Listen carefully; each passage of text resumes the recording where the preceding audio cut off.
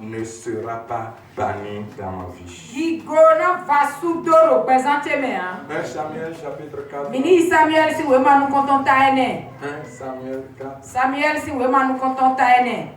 La gloire ne sera pas bannie dans ma vie. À partir du verset 21. 1 Samuel 4, 21.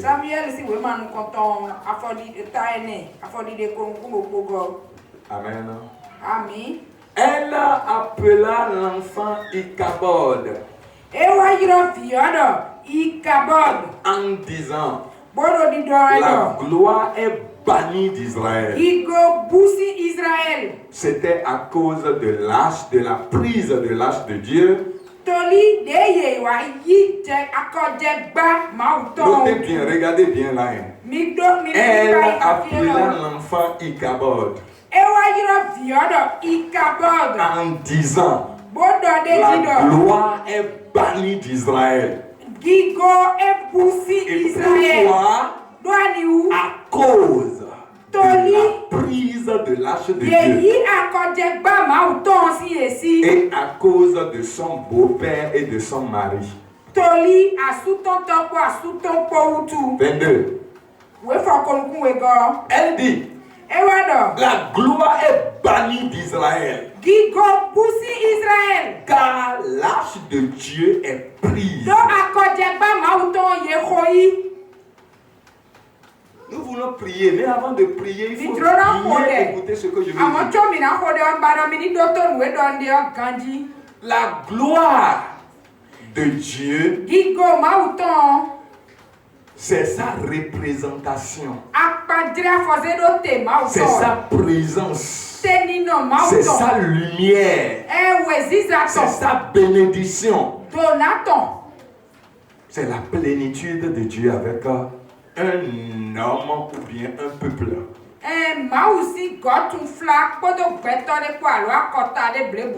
Mais c'est arrivé en un moment où une femme a accouché. Elle a accouché dans des conditions terribles. Au moment où elle accouchait, l'arche de l'alliance de Dieu est prise. Au moment où elle accouchait, son beau-père mourait. Au moment où elle accouchait, son mari mourait. Son beau-frère mourait. Et je crois elle-même mourait. Elle a donné à l'enfant le nom Ichabod. Ce qui veut dire la gloire est bâtie. La gloire est bâtie. À partir d'aujourd'hui, plus de gloire en Israël. Ça, c'est quel nom ça? C'est un nom qui traduit les événements, les circonstances de ce moment-là. C'est un nom prophétique. Dans le mauvais sens. Et c'est comme ça que beaucoup sont debout aujourd'hui. Sans gloire. La gloire est bannie des vies. La gloire est bannie de plusieurs vies. La gloire est bannie de plusieurs foyers, plusieurs mariages, plusieurs institutions. Même dans des églises de Dieu, plus de gloire. Amen. Amen. Accueil, s'il vous plaît, si vous voulez vous asseoir, cherchez des places. Ça compte, ce n'est pas bon. On a déjà refusé. Amen. Alléluia. Amen. La gloire est bannie d'Israël. Quand est-ce que ça sera restauré? Personne ne sait. Je prie pour toi. Si ton amen peut être haut ce matin, la gloire ne sera pas bannie de ta vie. Je dis la gloire ne sera pas bannie de ta vie. Et si éventuellement la gloire était déjà bannie de ta vie, la gloire déjà disparue de ta vie, si tu peux donner un bon amen, elle sera restaurée. Elle sera restaurée. Je vais juste prendre un aspect de ce passage et nous allons prier. Si on te pose la question, pourquoi la gloire est partie d'Israël? Quelle sera la réponse? Parce que l'âge de l'alliance de Dieu est prise.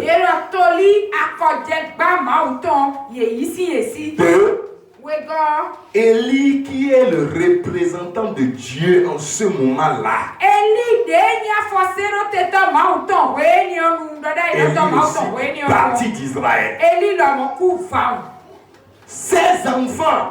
Et si vous ne trouvez pas Élie et que vous trouvez ses enfants, vous avez aussi trouvé des sacrificateurs. Eux aussi sont partis.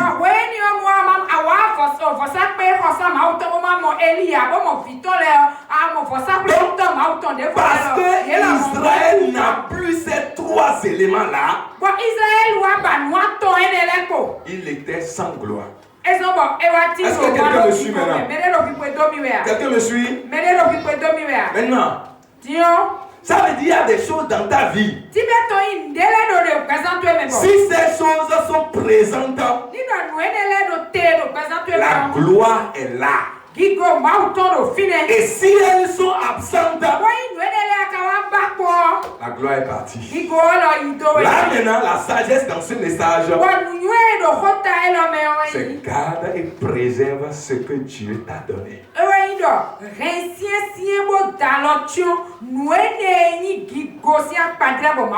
Frère, il y a quelque chose qui représente ta gloire. Il y a quelque chose qui est le canal de gloire, le tuyau de gloire pour toi.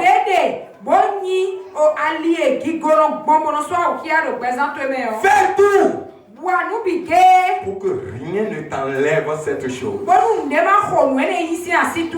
Non seulement cette chose, il y a des gens que le Seigneur a amené sur ton chemin. Il y a des gens à qui Dieu t'a connecté. Et ceux-là, leur présence à tes côtés, leur présence dans ta vie, la connexion que tu as avec ceux-là, c'est la présence de gloire pour toi. Alléluia. Amen. Qu'est-ce que Dieu m'a dit de vous dire ce matin? Identifie ce que Dieu t'a donné et garde-le jalousement. Préserve cette chose. Vous vous rappelez du message de mercredi? Quand j'ai parlé de David,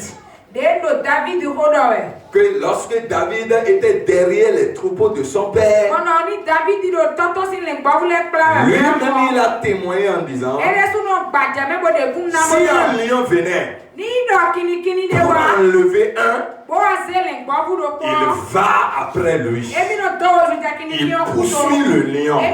Il arrête.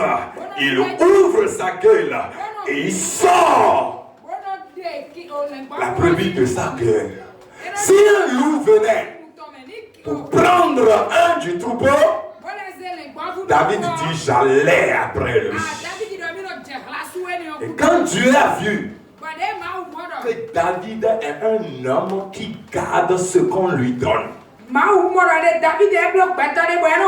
David est un homme qui préserve ce que Dieu lui confie. Il a dit, j'ai trouvé David. Je peux lui confier toute une nation. Il peut rentrer dans une gloire sans précédent. Il peut jouir d'une gloire sans précédent. Frère, si toi tu es quelqu'un, Dieu te donne, tu laisses l'ennemi prendre. Dieu te donne, tu laisses l'ennemi prendre. Dieu te donne, tu laisses les sorciers prendre. Dieu te donne, tu laisses les voleurs spirituels viennent voler. Et ça ne te dit rien.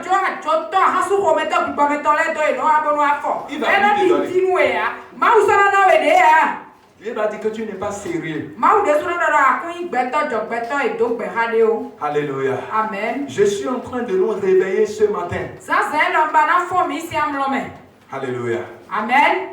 Alléluia. Amen. Il dit la gloire est bannie. Car l'âge de Dieu est brisé.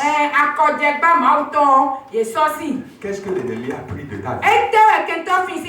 Il y a quelque chose qui représentait ta gloire. L'ennemi visait cette chose-là. L'ennemi a tellement visé et il est venu prendre cela.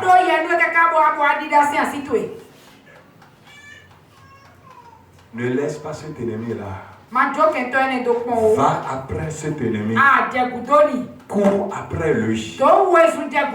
Poursuis-le jusqu'à le rattraper et reprendre ce qui t'a pris. Et quelqu'un m'entend ce matin. La force spirituelle qui te faut, l'énergie qu'il te faut pour suivre ces volets spirituels jusqu'à récupérer ce qui t'ont pris. Cette force descend sur toi au nom de Jésus. Je dis cette force descend sur toi là-bas. Je dis cette force descend sur toi. Alléluia. Amen. Pose-toi la question, qu'est-ce qu'ils m'ont pris? Et ma vie est devenue cette vie. Qu'est-ce qu'ils m'ont volé? Qu'est-ce qu'ils m'ont enlevé? Qu'est-ce qu'ils m'ont arraché? Et ma vie est cette vie que j'ai aujourd'hui. Qu'est-ce qu'ils m'ont pris? Et la gloire est partie. Non, ma gloire ne partira pas. Je refuse d'être Ichabod. Je refuse d'être Ichabod. Je refuse d'expérimenter Ichabod dans ma vie. Toi, tu peux leur laisser cela. Mais moi, je ne vais pas laisser. Parce que vous savez, l'absence de la gloire, c'est l'opprobre, c'est la honte. C'est la honte. Quand la gloire n'est pas là, la honte est présente. Quand la honte n'est pas là, la gloire est là. Tu ne peux pas trouver les deux ensemble. Quelqu'un m'entend maintenant? Peut-être ce sont des affaires qui représentaient ta gloire. C'était ton commerce qui était là, ce que Dieu t'a confié. L'ennemi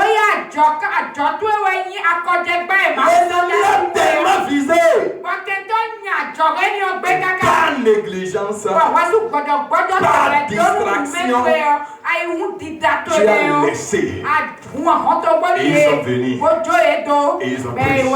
Ils ont dit oui, nous l'avons pris.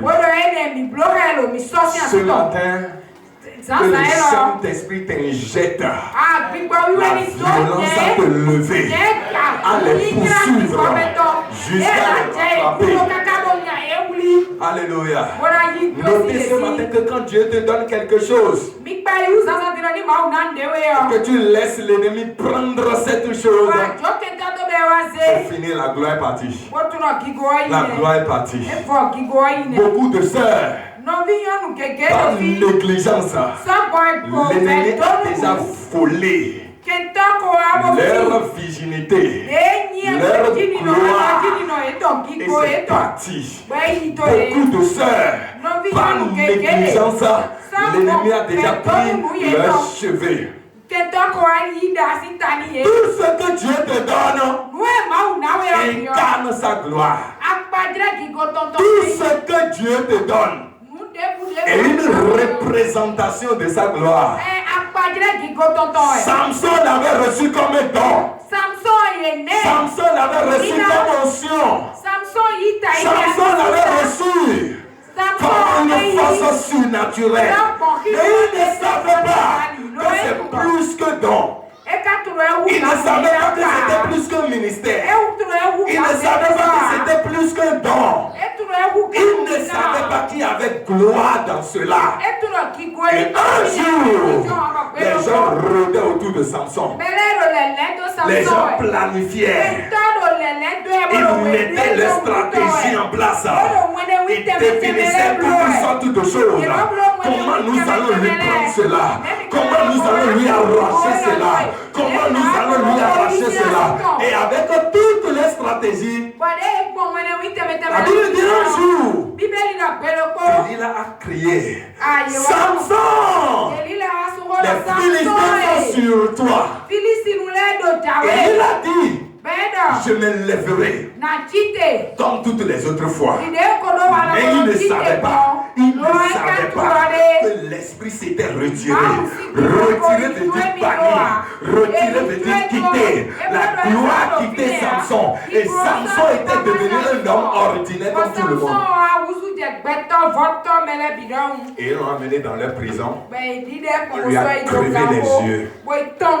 Et Samson, l'homme terrible, l'homme terrifiant, l'homme dont le nom est frère, on entend son nom, tout le monde est effrayé. Cet homme est devenu celui qui écrase le piment pour les Philistins.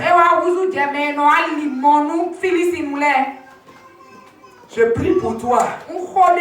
Ta vie ne descendra pas dans la honte. Ils savent que les gens ne sont pas prêts pour voir ce matin. Ils sentent que vous n'êtes pas prêts. Alléluia. Vous connaissez ce qu'on appelle gloire. Vous savez ce qu'on appelle honneur. Alléluia. Il a pris ça. Même Adam et Ève étaient dans le jardin. Ce que Dieu leur avait donné était plus que le jardin. Et ils ne savaient pas qu'il y a quelqu'un quelque part qui planifiait comment leur enlever cela. La Bible dit, Dieu venait dans le jardin tous les soirs. Bravo. Adam et Ève n'ont jamais su qu'ils étaient nus. Ils n'ont jamais dit qu'ils étaient nus. Parce que la gloire les couvrait. Et Dieu descendait. Dans la gloire, Dieu parlait avec eux. Dieu échangeait avec eux. Mais la Bible dit, ce jour-là, quand ils ont entendu Dieu marchait dans le jardin, ils ont fui et ils sont allés se cacher derrière les figues. Et ils ont entendu la voix de Dieu marcher dans le jardin. Dieu a appelé Adam, Adam, Adam. Où es-tu? J'ai entendu ta voix. J'ai eu peur. Je suis allé me cacher. Car je suis né. Tu dis quoi? Qui t'a appris que tu es né? Tu ne seras pas né au nom de Jésus. Dans ta vie, ta nudité ne sera pas connue.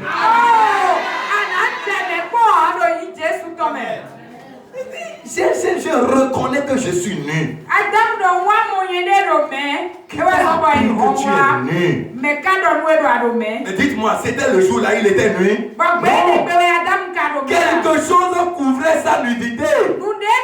La gloire de Dieu couvrait sa nudité. La gloire de Dieu enveloppait sa honte.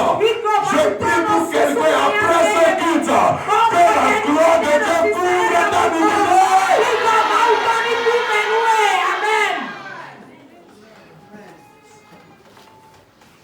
Je refuse d'être nu devant les hommes.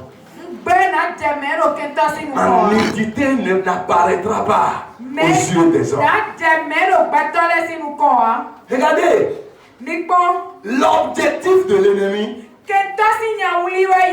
c'est de montrer votre nudité à tout le monde. Publier votre nudité devant tout le monde. Vous savez, ce n'est pas quelqu'un d'autre qui le dira. L'ennemi va t'obliger. Et de ta propre bouche là, toi-même tu diras que je suis nu. Mais je prie pour toi ce matin, au nom qui est au-dessus de tous les noms, cela ne sera pas ton histoire. Je dis, cela ne sera jamais entendu de ta bouche. Alléluia. Ceux qui s'apprêtent à se moquer de toi, ceux qui veulent se moquer de toi, écoute, ils viendront célébrer ton Dieu avec toi. Alléluia. Alléluia. Amen. Dieu a dit à Adam, tu es où? Il dit, j'ai entendu ta voix. Ce n'est pas que je n'ai pas entendu. J'ai entendu. Et j'ai eu peur. Avoir peur de la présence de Dieu. Avoir peur de ton créateur. Ça c'est encore un autre problème ça. Et il dit, je suis allé me cacher. Je vais vous dire ceci. Une vie sans gloire est une vie cachée. Une destinée sans gloire est une destinée voilée. Mais si ton amen peut être haut ce matin, je te sors de la cachette. Je dis, je te sors de la cachette. Je sors ta destinée de la cachette. Je sors ton étoile de la cachette. Je sors ton mariage de la cachette. Je sors ta vie professionnelle de la cachette.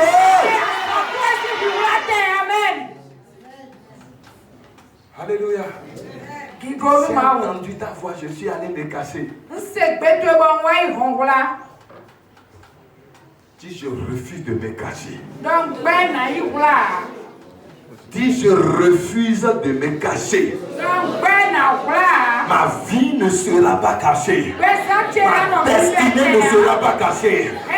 Ce que je suis ne sera pas caché. Alléluia. Amen. Nous allons prier maintenant. Et la main de Dieu va agir puissamment ici. Suivez-moi. Vous pensez que c'est comme ça Dieu vous a créé? Non,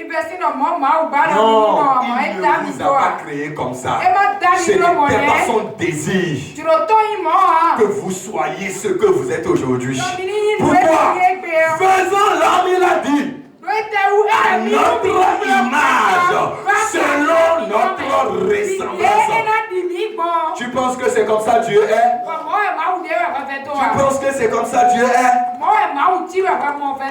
À partir de maintenant, je te fais entrer dans la vraie dimension. Dans ta vraie dimension. Je t'amène dans ta vraie dimension. Ton originalité est en train d'apparaître maintenant.